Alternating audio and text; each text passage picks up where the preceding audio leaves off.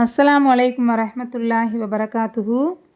அறிந்து கொள்வோமா என்ற தலைப்பில் இன்றைய ஹதீஸை நாம் அறிந்து கொள்வோம். மற்ற இனத்தைச் சார்ந்தவர் யார்? நபி ஸல்லல்லாஹு அலைஹி வஸல்லம் அவர்கள் நவின்றுள்ளார்கள், ஓர் இனத்தை பழக்க வழக்கங்களில் யார் ஒப்பாக நடப்பானோ அவன் அவர்களைச் சார்ந்தவனே. இந்த ஹதீஸில் நமக்கு என்ன சொல்கிறாங்க அப்படின்னா, நம்ம இஸ்லாத்தில் இப்படித்தான் வாழணும் அப்படிங்கிற வழிமுறைகளை நமக்கு நிறைய விஷயத்தில் காட்டியிருக்காங்க. அதில் உதாரணத்திற்கு முக்கியமான ஒரு விஷயம் என்ன அப்படின்னா, திருக்குர்ஆனில் நாம் இப்படித்தான் வாழணுங்கிற வழிமுறைகளை நமக்கு எப்பயோ அல்லாஹு தாலா அறிவிச்சிட்டான். அதனால் அந்த திருக்குர்ஆனிலே நாம் வாழக்கூடிய வழிமுறைகள் அத்தனையுமே இருக்குது. அதை நாம் கரெக்டாக ஓதி அதனுடைய விஷயங்களை அறிஞ்சோம்னாலே நாம் இப்படித்தான் வாழணுங்கிற வழிமுறையை கற்றுக்குவோம். அடுத்தது ஹதீஸ்கள்லேயும் நம்ம வாழக்கூடிய வழிமுறைகளை சொல்லியிருக்காங்க. இது தவறு, இது சரி அப்படிங்கிற விஷயங்களை நமக்கு சொல்லியிருக்காங்க. அதையும் நாம் தெரிஞ்சுக்கலாம். அடுத்தபடியாக ஃபிக்குடைய சட்டத்திட்டங்கள், இது ஹலால், இது ஹராம், இது சுன்னத்து, இந்த மாதிரி நல்ல நல்ல விஷயங்களை தெரிஞ்சுக்கணும் அப்படின்னா இந்த மாதிரி ஃபிக்கு சட்டங்கள்லையும் தெரிஞ்சுக்கலாம்.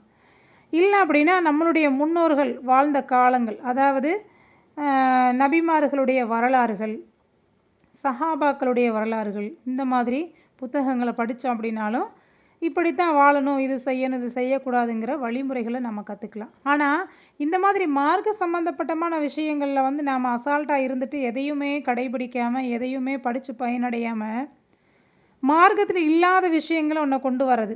அது என்ன அப்படின்னா, இப்போ மற்ற இனத்தவர் எதை செய்கிறாங்களோ அவங்களோட ஒப்பிட்டு நாமளும் ஒரு விஷயத்தை செய்கிறது.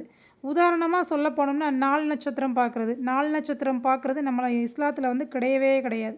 ஏன்னா எல்லா நாளுமே அல்லாஹ் படைத்த நாளும் நல்ல நாள் தான், எல்லா நேரமும் நல்ல நேரம் தான். அதனால் இந்த நேரத்தில் தான் இதை செய்யணும், இந்த நாளில் தான் இதை செய்யணும்னு எந்த ஒரு விதிமுறையுமே நம்மளுக்கு கிடையாது. முதல்ல அந்த ஒரு விஷயத்தை நம்ம தவிர்த்துக்கணும். ஒரு பெண் பார்க்க போகிறோம் அப்படின்னா நல்ல நேரம் பார்த்து போகிறது, ஒரு பெண்ணை மாப்பிள்ளை வீட்டுக்கு தாட்டணும் அப்படின்னா அது நல்ல நேரம் பார்த்து அனுப்புறது, அதே மாதிரி ஒரு பெண் பிள்ளை வயதடைஞ்சிட்டாங்க அப்படின்னா அவங்களுக்கு நல்ல நேரம் பார்த்து தண்ணி ஊற்றுறது, இதெல்லாம் நம்மளுடைய மார்க்கத்தில் இல்லாத ஒன்று. அடுத்தபடியாக ஆடி மாதத்தில் நம்ம ஒரு நல்ல விஷயத்தை செய்யக்கூடாது அப்படின்னு சொல்லி புதுசாக ஒன்றை கொண்டு வர்றது.